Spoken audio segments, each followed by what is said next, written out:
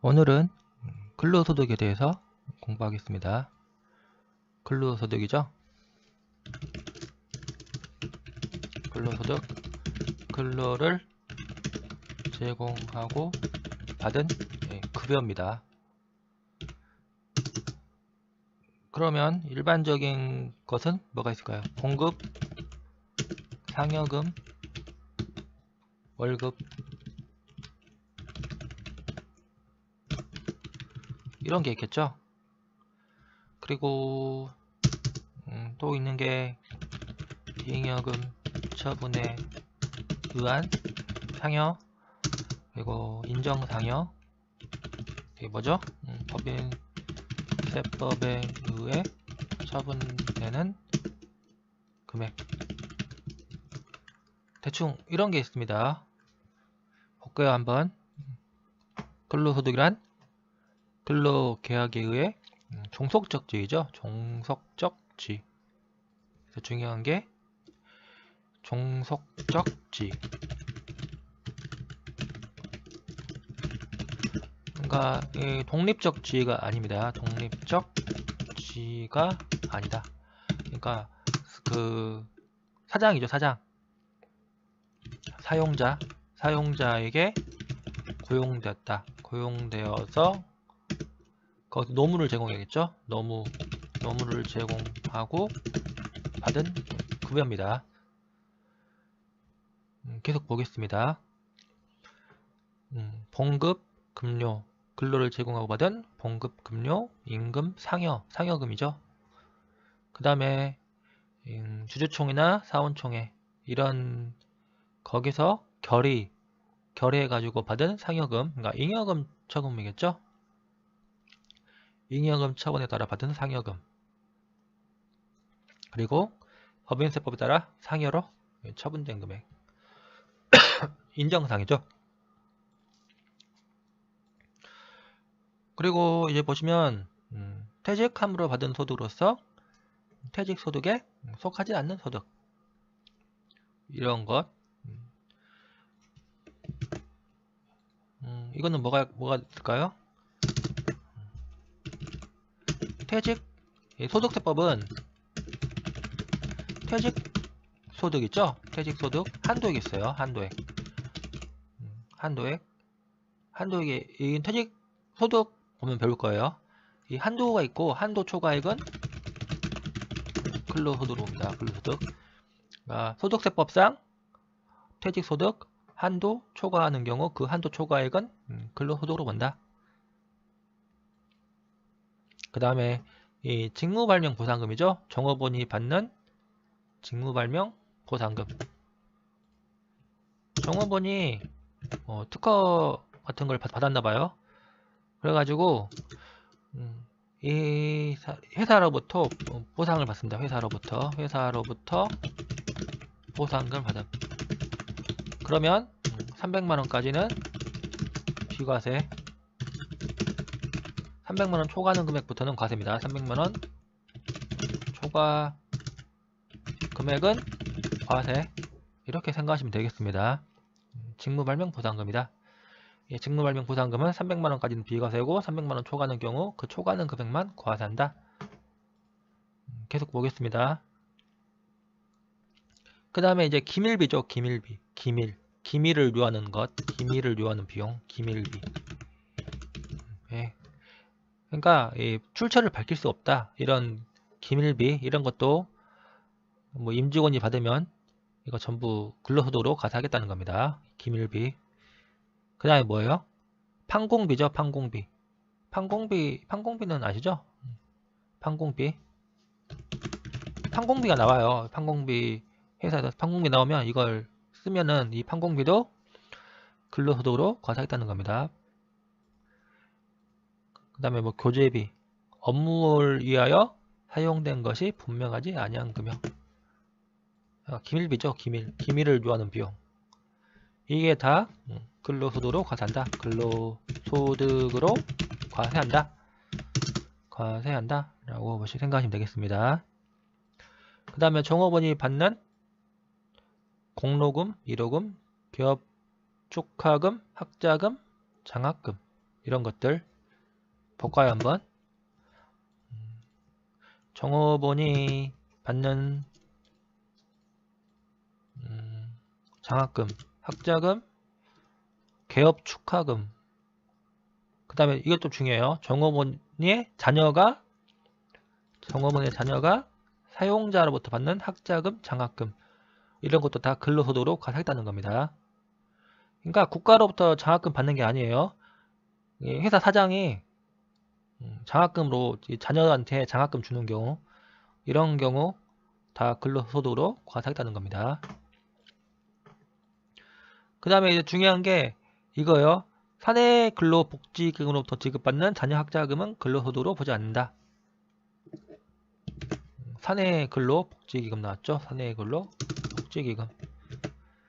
이 사내 근로복지기금은 이제 출연받아가지고 회사로부터 출연받아가지고 기금을 운영해가지고 자녀 학자금을 주면은, 그러니까 이 임직원한테 자녀 학자금 주면은 이 자녀 학자금은 근로소득으로 보지 않는다는 겁니다. 그러니까 다르다는 거죠. 사장이 주는 장학금은 근로소득으로 과세한다. 근데 사내근로복지기금이 주는 자녀 학자금 이런 거는 근로소득으로 보지 않는다. 이 두 개는 반드시 외워야 되겠습니다. 그 다음에 이제 종업원이 받는 학자금이죠. 종업원이 받는 학자금은 비과세 요건이 있어요. 비과세 요건 충족, 뭐 6개월 이상 근무, 잠깐만요, 한번 볼까요? 6개월 이상 근무일까요? 직원이 6개월 이상 해당 회사에서 6개월 이상 근무해야 된다. 일단 업무와 관련이 있어야 된다는 거죠. 그러니까 자녀가 아니에요. 종업원입니다. 종업원의 자녀가 아니고 종업원이다. 종업원이 일단 회사에 정해진 규칙이 있어야 된다. 회사에 정해진 규칙이 있어야 한다. 그러니까 이 학자금을 지급한다는 그런 규정이 있어야 된다. 규정으로 할게요. 규정이 있어야 된다. 그리고 지급 기준에 따라 받는 것일 것. 그 다음에 교육기간이 6개월 이상인 경우, 교육기간이 6개월 이상입니다. 이게 아니라 교육기간이 6개월 이상. 자, 착각했습니다. 교육기간이 6개월 이상이다.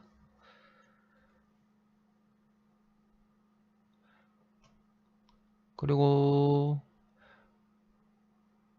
만약 사설, 어학원, 수강을 지원하는 교육훈련비는 과세한다는 거죠. 근로소득으로 본다. 사설, 어학원, YBM인가요?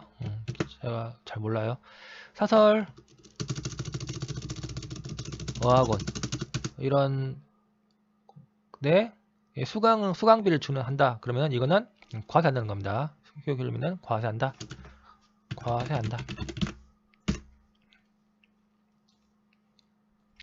그 다음에 보시면 뭐 가족수당, 물가수당, 출납수당 이런 것들. 하나 중요한 게 이거예요. 회사에 신규 그 직원 없는 시험 있죠. 그 다음에 또 사내 교육을 위한 무슨 시험 출제, 감독, 채점 이런 걸 하고 근로자가 지급받는 수당, 강사료, 원고료 명목 금액은 근로소득으로 본다. 그러니까 기타 소득이 아니에요. 기타 소득이 아니다.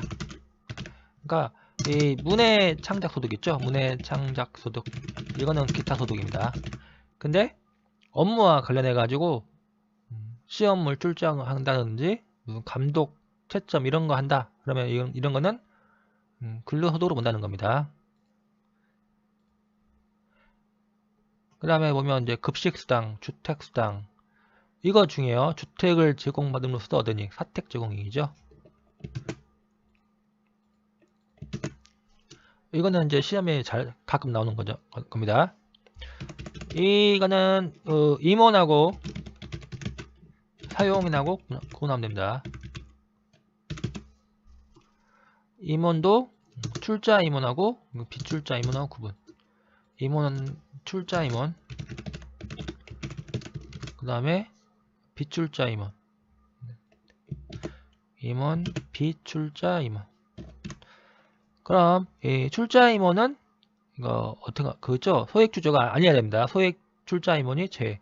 그러니까 1% 이상 보유. 주식 지분 비율이 1% 이상 보유한 경우. 이 임원이 회사 사택 있죠? 사택, 회사 주택, 회사 명의의 아파트라고 생각하면 되겠습니다. 아파트. 여기서 거주한다. 거기서 무상으로 거주한다. 무상 거주.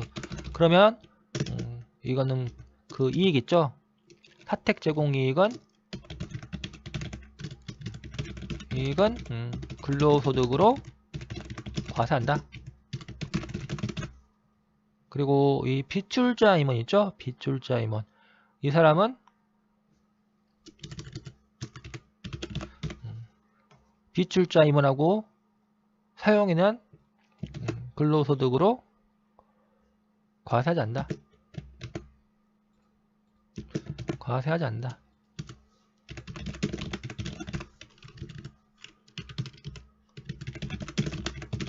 이렇게 보시면 되겠습니다. 사택 제공 이익은 무조건 과세하는 게 아니라 출자 임원이면서 지분 비율이 1% 이상 보유한 경우, 이런 경우만 사택 제공 이익은 근로소득으로 과세한다. 그리고 이 비출자 임원하고 사용인은 종업원이죠. 이런 사람들은 근로소득으로 과세하지 않는다. 이렇게 생각하시면 되겠습니다. 한번 보러 한번 볼게요. 사택은 회사명이죠. 회사명이. 종업원이 무상으로 제공받은 이익입니다. 그러니까 월세를 한 100만원 내야 되는데 월세 100만원을 안 낸다. 그러니까 무상. 아파트를 회사 명의 아파트를 무상으로 제공한다. 이렇게 생각하면 되겠습니다. 그럼 월세 100만원을 아끼는 거죠. 100만원을 아낀. 그럼 이 얻은 이익이 얼마예요? 1년이면 1200만원입니다. 1200만원. 그럼 이 1200만원에 대해서 그 종업원 근로자들 있죠? 이런 사람들은 이 1200만원을 과세하지 않는다는 겁니다. 사택 제공 이익을 과세하지 않는다. 근데 임원이면서 출자 임원이고 또 지분 비율이 1% 이상이다. 이런 사람들은 그 사택 제공 이익에 대해서 과세한다는 겁니다. 이 두 개를 구분해야 됩니다. 그럼 하나 또 들어가 볼까요? 사택 제공 이익 말고 인정이자. 그러니까 주택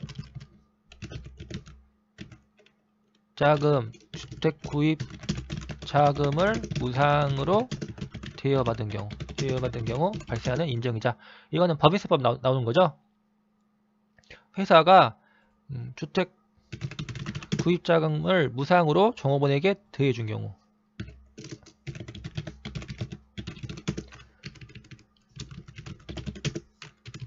그럼 이 인정이자는 근로소득에 해당합니다. 그러니까 이 주택이 국민주택입니다. 국민주택.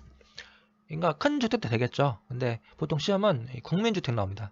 이 국민주택이면 NG 어때요? 착각하죠. 국민주택이니까 왠지 이 구입자금 빌려줘도 근로소득으로 보지 않는다라고 생각할 수가 있어요. 근데 이 국민주택 구입자금을 무상으로 종업원에 대여해준다. 그런 경우 인정이자를 계산해서 근로소득으로 보겠다는 겁니다.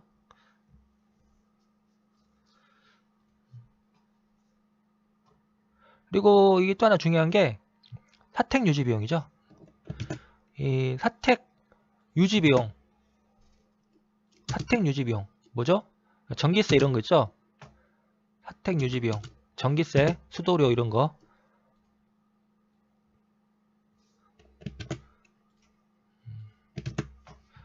사적 비용 있죠? 좀 많네요, 양이. 양이 많습니다. 뭐 난방비죠.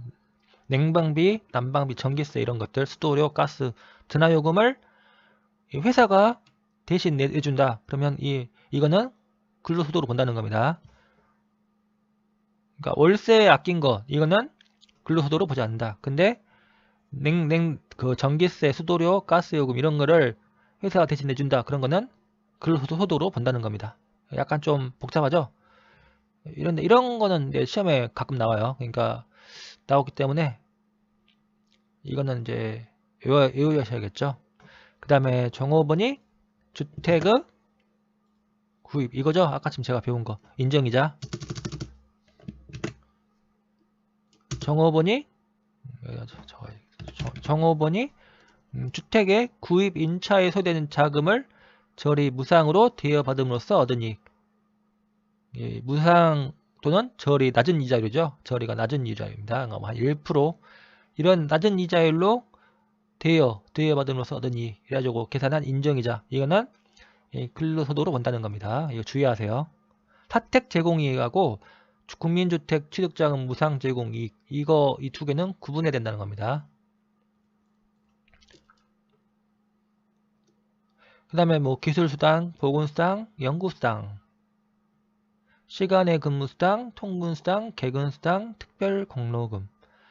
보시면 연월차수당 이거는 120만원 근로소득으로 과세한다. 이거 주의하세요. 연월차수당. 연월차수당이니까 연차수당, 월차수당이잖아요.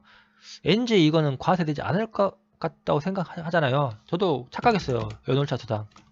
근데 이것도 근로소득으로 과세한다는 겁니다. 연차수당, 월차수당 이런 것들. 그 다음에 벽지수당, 해외 근무수당.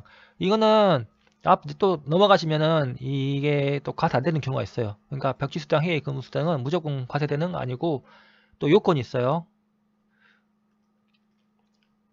그 다음에 보시면 종업원이 계약자인 경우 보험이죠. 보험. 종업원이 계약자이고 계약자인 것으로서 사용자가 부담하는 보험료. 예를 들어서 A법인이 종업원을 수익자로 해서 납부한 상위보험료 100만원이 있다. 그럼 이 100만원, 보험료 100만원은 종업원의 근로소득에 가산한다. 수익자가 종업원이죠.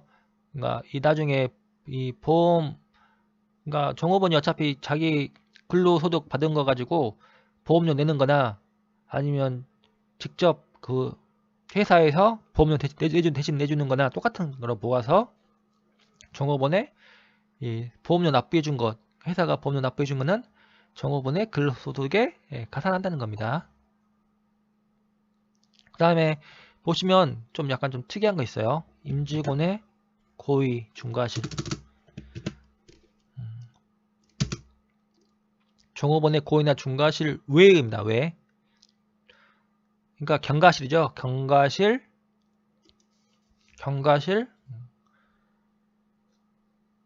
업무와 관련된 거죠. 경과실로 종업원의 경과실, 종업원의 선이 경과실 업무와 관련해 가지고 손해배상 청구를 보험금의 지급 사유다. 그래가지고 임직원을 피보험자라는 보험료다. 이거는 뭐예요? 과세되지 않는다는 겁니다. 근로소득에 포함되지 않는 보험료다. 그러니까 보험료라고 해서 무조건 포함되는 게 아니라 종업원이 선이나 경과실을 이유로 해서 업무와 관련해 가지고 손해배상 청구를 하는 보험금의 지급 사유로 해가지고 납입한 보험료 있죠. 회사가 납입한 보험료. 그러니까 종업원이 사고 한번 쳐가지고 회사가 그 물어줘야 할 돈 있죠. 거기에 관련된 보험 해가지고 보험료 납부한 경우 이런 거는 종업원의 근로소득에 포함하지 않는다는 겁니다. 근로소득에 포함하지 않는다.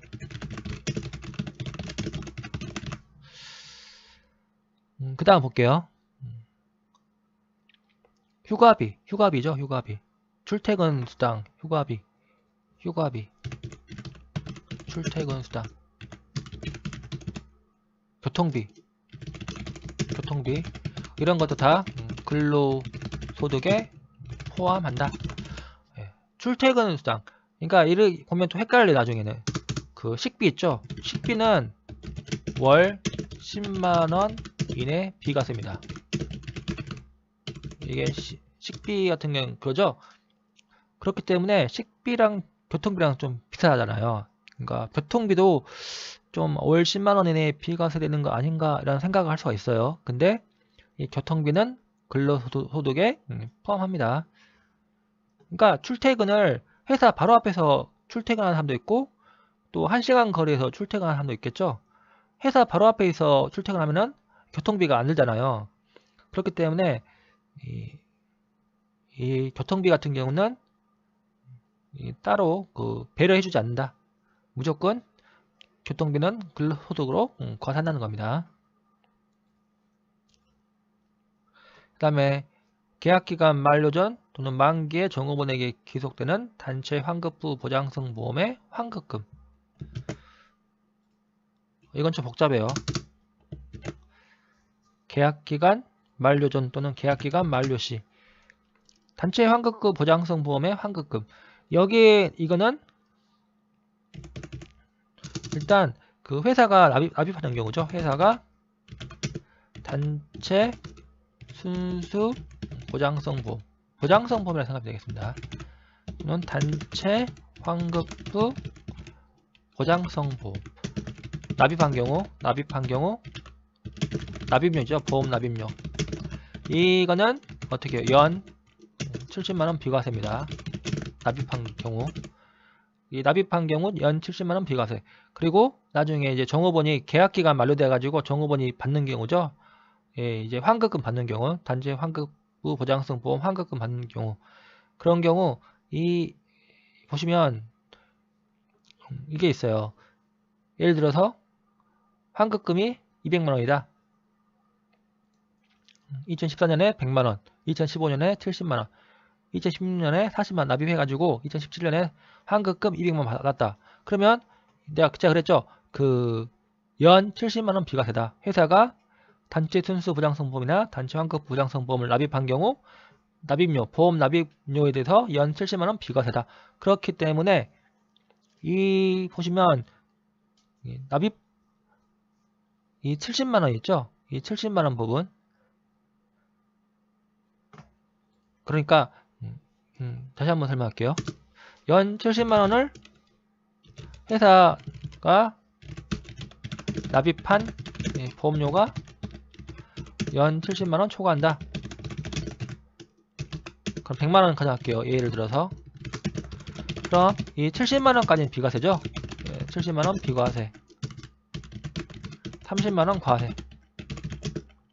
그렇기 때문에 이 30만원 이미 과세됐죠. 그렇기 때문에 이 30만원 과세된 부분을 제외하고 나머지 70만원, 이 70만원 부분만 나중에 환급금 받을 때 과세한다는 겁니다. 이중 과세를 배제하기 위해서. 여기 보세요. 2014년 100만원, 2015년 70만원, 2016년 40만원 납입했다. 그러면 이 100만원 중에서 70만원 부분, 그 다음에 여기는 70만원 맞고 여기는 40만원 이래가지고 이 비과세되는 부분 있죠. 180만원. 이 부분에 대해서 안분해가지고 과세한다는 겁니다. 이거는 문제 풀어보면 알 수 있어요. 그 다음에 주식매수 선택권이죠. 주식매수 선택권을 근로기간 중에 행사함으로써 발생한 이익. 주식매수 선택권.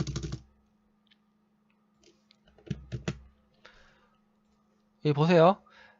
그 다음에 중요한 게 실제 시가와 매수가액 차익입니다. 행사 당시 시가와 매수가액 차익. 주식을 매수할 수 있어요. 임직원이. 근로자가 주식을 매수할 수 있다. 얼마예요? 얼마? 그래서 매수가액이 있어요. 매수가액. 예를 들어서 300원 매수한다. 가져볼게요. 근데 시가가 행사 당시 시가가 1000원이다. 그럼 종업원은 700원 이익이죠. 700원 이익. 그러니까 주식 매수 선택권을 행사해가지고 종업원이 얻은 이익은 700원이다. 종업원이 얻은 이익은 700원이다. 그럼 이 700원에 대해서 근로소득으로 과세한다는 겁니다. 근로소득으로 과세한다. 네, 이렇게 생각하시면 되겠습니다. 근로소득은 문제를 풀어보면 대충 감이 와요. 어렵지 않으니까 쉽게 넘어가겠습니다. 그 다음에 이제 실비, 이제 근로소득에 포함하지 않는 거죠. 그러니까 대금을 받은 경우에도 근로소득으로 보지 않는 것. 1번 뭐예요?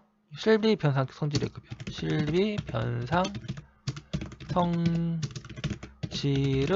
급여. 대표적인 게 뭐가 있죠?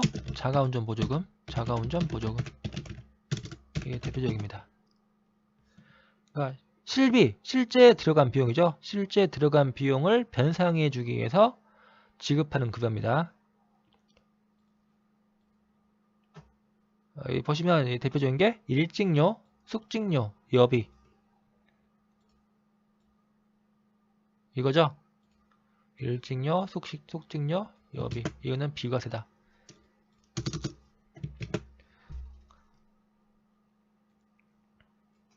일직료, 숙직료, 여비다. 이런 거는 실비 변상 성질의 급여이기 때문에 비과세한다. 구분하세요. 연월차 수당은 과세. 일직료, 숙직료, 여비 이런 거는 비과세. 판공비 과세입니다. 판공비 과세. 그 다음에 또 뭐가 있죠? 판공비 과세고 기밀비 과세입니다. 기밀비 과세. 이 구분해야 돼요. 일직료, 숙직료, 여비 이런 것과 구분해야 된다. 그 다음에 종업원이 소유 차량을 종업원이 직접 운전해가지고 종업원 명의 차량이죠. 종업원 자가운전 보조금은 종업원 명의 차량을 종업원이 직접 운전해가지고 시내 출장에 이용하는 경우입니다. 그러니까 시외 출장 아니에요. 시외 출장 아닙니다. 시외 출장 아니다. 시내 출장에 자기 차량을 이용해가지고 업무에 이용하는 경우, 업무. 시내 출장, 업무상 시내 출장에 이용하는 경우, 이런 경우 월 20만원 비과세죠. 월 20만원 비과세.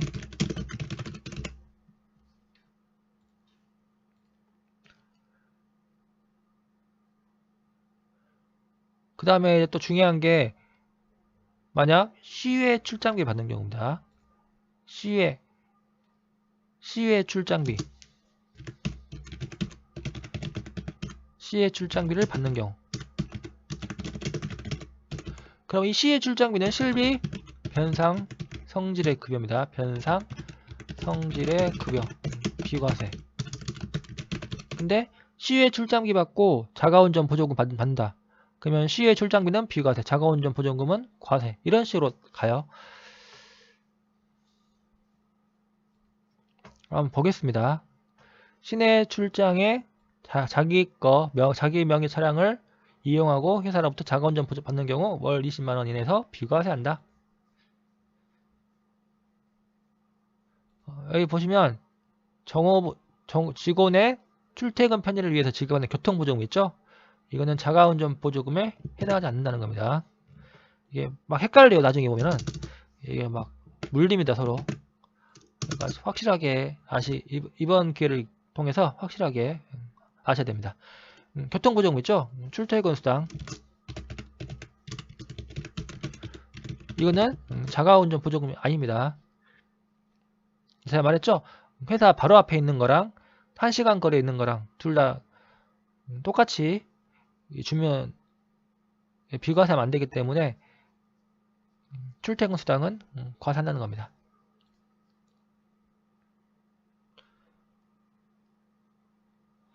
그리고 시외 출장 있죠? 자가운전 보조금을 받은 근로자가 너무 멀리 가네.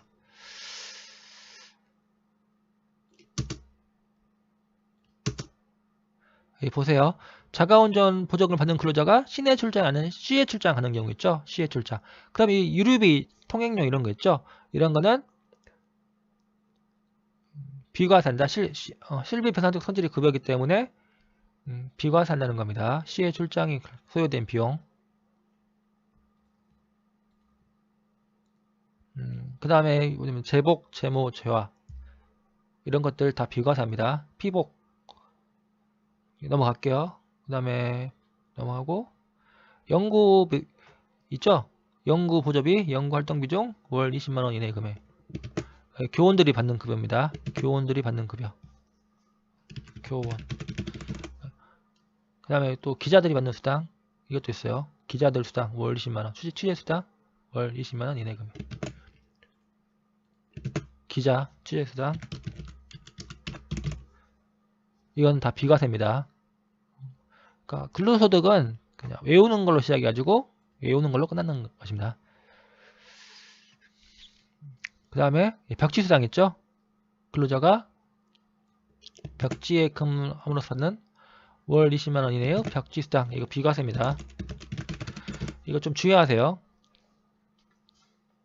벽지수당, 실제로 벽지수당은 많이 받잖아요. 사람들이 그 벽지 좀 시골 외진 곳에 근무해가지고 20만원 벽지수당 따로 나옵니다. 그러면 이 벽지수당은 월 20만원 이내의 금액은 비과세한다 라고 생각하시면 되겠습니다. 그 다음에 천재지변을 받는 급여죠. 근로자가 천재지변으로 받는 급여. 그러니까 산불 나가지고 천재지변으로 받은 급여. 산불 났어요. 산불로 인해서 그 집이 불타가지고 회사로부터 한 240만 받았다. 그러면 이 급여는 비과세한다는 겁니다. 천재지변으로 받는 급여. 이거는 비과세한다. 한도 없어요. 이거는 한도 없이 전액 비과세한다. 다음 종교인 소득 있죠? 종교인이 받는 소득입니다. 종교인이 받는 소득. 이게 원래 기타 소득인데 종교인이 근로소득으로 받으면은 근로소득으로 과세한다 라고 생각하시면 되겠습니다. 그 다음 이제 또 비과세되는 근로소득이 또 이렇게 많네요. 이거는 한번 읽어보세요. 그 다음에 좀 특이한 게 국민연금에 따라 받는 반환일시금 또 사망일시금 이런 것들. 그 다음에 뭐 요양보상금, 휴업보상금 이런 거, 장애보상금, 유족보상금 이런 것. 이건 다 비과세한다는 겁니다. 그 다음에 학자금 있죠? 우리가 앞에서 배웠던 학자금. 근로자가 일단 회사의 취업의 규칙이 있어야 된다는 거야. 취업 그 기준. 회사 그 업무와 관련돼야 되고 회사 그 규칙이 있어야 된다. 그리고 6개월 이상 교육한다.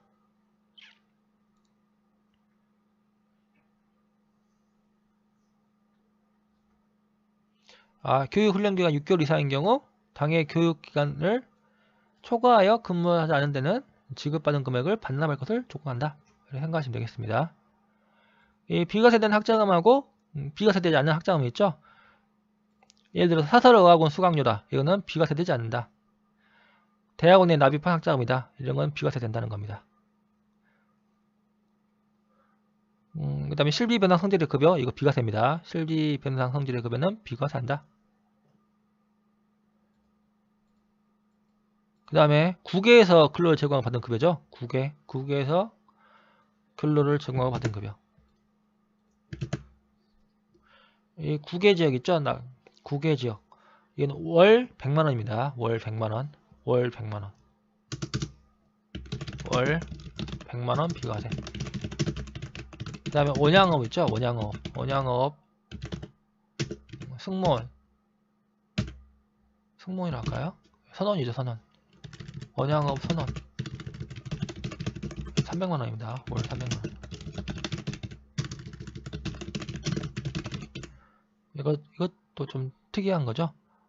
원양업이나 선박, 선원들, 그 다음에 국외 건설 현장입니다. 국외 건설 현장. 이것도 중요합니다. 원양업 선언하고 국외 건설 현장 근로자. 이 사람들은 월 300만원 비과세. 일반적인 경우는 월 100만원 비과세.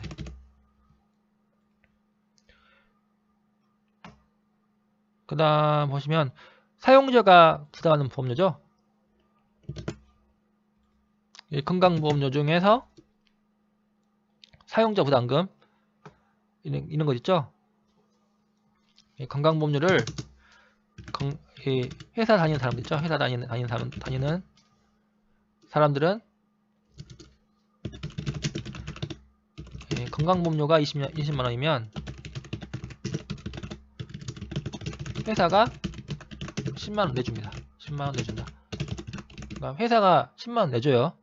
건강보험료를 만약 이 직원이 20만원 내야 된다면은 그 중에서 10만원은 회사 내준다. 그러니까 사용자 부담금이 있어요. 법으로 정해졌어요. 법으로. 사용자가 부담하는 보험료. 이거는 비과세입니다. 회사가 10만원 내주는 거, 이거는 비과세라는 겁니다. 그 다음에 생산직 근로자 있죠? 생산직 근로자. 이거 좀 잘 나와요, 시험에. 생산직 근로자. 연 240만원 비과세. 이게 뭐죠? 연장수당, 연장근로수당, 연장근로수당, 야간 근로수당, 휴일 근로수당. 이 연장 근로수당, 야간 근로수당, 휴일 근로수당 중에서 연 240만원은 비과세한다는 겁니다. 그 다음에 요건 있죠? 월정액 급여가 190만원 이하. 월정액 급여가 190만원 이하. 이 월정액 급여가 중요합니다. 이거 월정액 급여 구하는 게 시험에 잘 나와요. 월정액 급여가 190만원 이하. 그 다음에 직전연도 소득 있죠? 이게 2,500만원 이하인가요? 2,500만원 이하. 직전 과세 기간 총 급여가 2,500만원 이하인 생산직 근로자. 그러니까 이건 생산직 근로자만 해당해요. 일반 회사원들, 일반 회사원들이 회사에서 연장 근로, 뭐 10시까지 야간 밤 늦게까지 근무하고 이런 경우에는 이 비과세 월 연 240만원 비과세 안 됩니다. 안 됩니다. 오직 생산직 근로자만 됩니다. 생산직 근로자. 생산직 근로자만 이 월정액 급여가 190만원 이하이고 직전 과세기간 총 급여가 2,500만원 이하인 경우 이 요건 다 충족해야지 연 240만원 비과세한다 라는 겁니다. 좀 까다롭죠, 되게. 예, 되게 까다롭습니다. 연장 근로, 야간 근로, 휴일 근로. 그 다음에 이 월정액 급여 나오는 거 있죠? 이 월정액 급여 나오는 거 이게 중요합니다. 이게 시험이 잘 나와요, 월정액 급여 구하는 거는. 시험에 낼 게 없거든요, 솔직히 말하면. 그래서 이 월정액 급여 구하는 거 시험에 잘 나와요. 월정액 급여는 매월 지급받는 임금 총액이죠. 그러니까 월급이죠, 월급.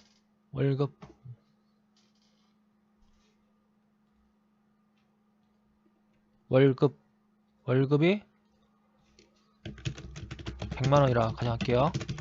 그 다음에 이 월급에서 실리변환적 성질의 급여 뺍니다. 그게 뭐가 있죠? 실리변환적 성질의 급여.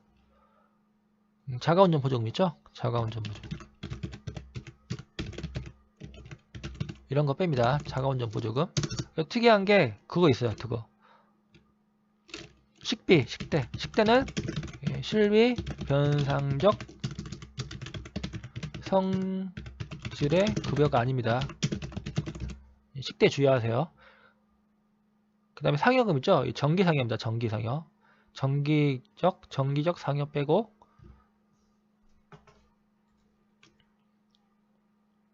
하면 이렇게 해가지고 구한다.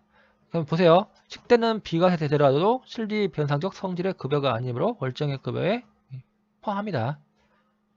식대는 빼지 않는다는 겁니다. 자가운전 보조금은 뺀다. 이건 뺍니다. 20만원 뺍니다. 근데 식대는 포함입니다. 식대 20만원 10만원 할게요. 10만원. 식대는 월정액 급여 구할 때 포함합니다. 포함. 식대는 포함하고 그 다음에 자녀보육수당 있죠? 이거 중요합니다. 자녀보육수당. 이거는 실리 변상적 성질의 급여가 아니에요. 그렇기 때문에 포함합니다. 월정액 급여 구할 때 포함합니다. 자녀보육수당. 그러니까 빼는 게 뭐예요? 실리 변상적 성질의 급여. 이거만 빼는 겁니다. 자가운전 보조금 이런 거. 자녀보육수당은 실리 변상적 성질의 급여가 아니기 때문에 포함해서 월정액 급여 구할 때 포함한다는 겁니다. 그 다음에 사용자 부담금 있죠? 국민건강보험법에 의한 사용자 부담금. 이거는 월정액 급여에 포함하지 않는다. 좀 특이한 겁니다. 이거 좀 주의하세요. 그 다음에 이제 식사대죠? 식사대는 월 10만원 이내는 비과세입니다. 비과세.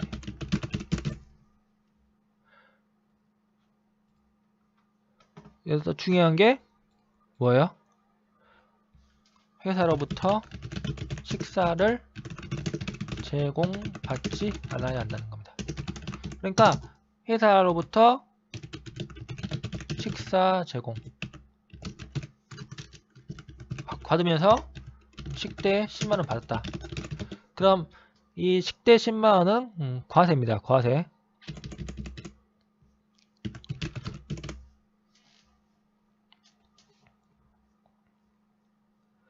그 다음에 보시면 이것도 중요합니다.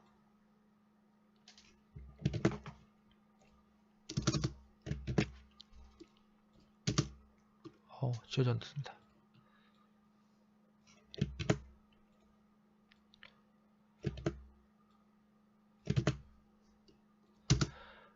이 사람이 보육고, 자녀 보육과 관련해 가지고 사용자로부터 받은 급여로서 월 10만원 이내 금액이죠.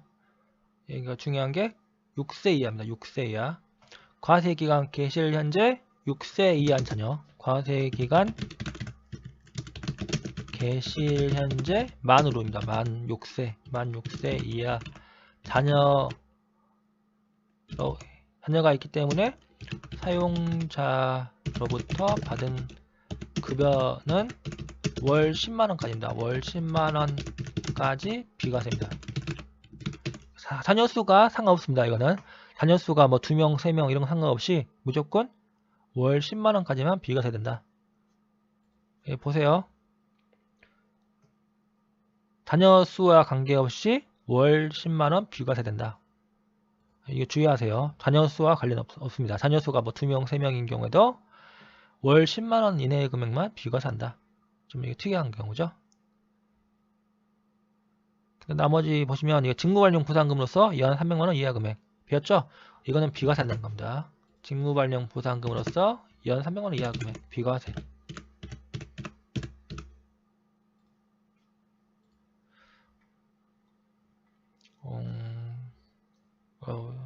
그 다음에 경조금 있죠? 경조금. 사회통념상 타당하다고 인정되는 경조금은 근로소득으로 보지 않는다. 이렇게 아시면 되겠습니다. 여기까지 할게요.